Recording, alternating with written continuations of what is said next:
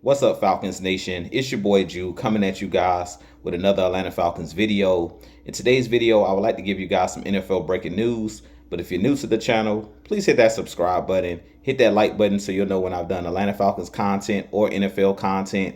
But with that being said, let's jump right into the video. So today, NFL breaking news for our Atlanta Falcons.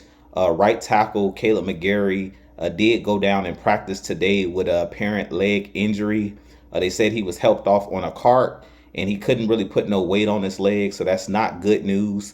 I'm hoping that it's not a season-ending injury, but we know this is the time of season where these type of injuries at any point can happen, and this is why I always talk about having depth on your roster.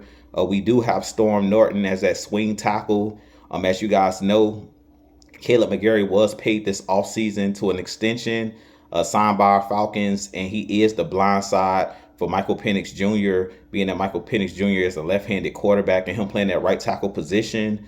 This does put the Falcons in a tough situation, but Storm Norton has shown when he has gotten his opportunities that he's a capable backup.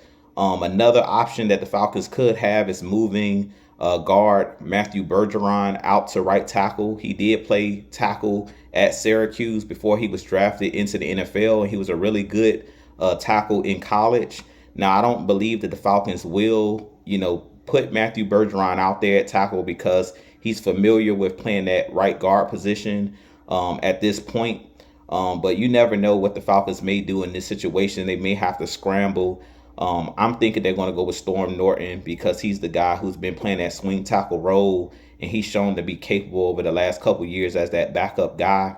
Or the Falcons could possibly trade for a right tackle if it's one out there, either as a free agent or maybe they can possibly move Kirk Cousins as trade bait and try to do some type of swap to bring in another right tackle. But at this point, of course, we're hoping for nothing but the best and a speedy recovery for Kaleb McGary.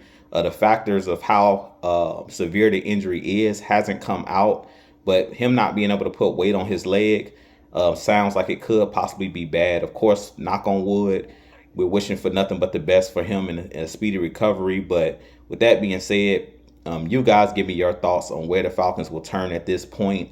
Like I said, injuries happen in the NFL all the time. We know that every player is one play away, from going down with an injury that could end your season or possibly even end your career. So I hate injuries and things of that nature.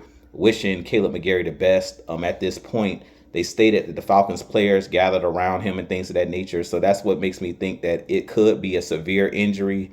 But like I said, we're going to hope for the best and see what the Falcons do, from here. Of course, I'll continue to give you guys updates on what I've heard and things of that nature. But the Falcons do have options. One good thing about this Atlanta Falcons team is we have one of the best offensive line coaches in Dwayne Ledford. He knows how to get the best out of these guys. So hopefully he can, get these guys prepared and ready to play for week 1 against the Tampa Bay Buccaneers. But with that being said, I have a lot more content coming for you guys. If you enjoy my content, make sure you hit that like button. Make sure you hit that subscribe button. As always, Falcons Nation, rise up, be blessed. Peace.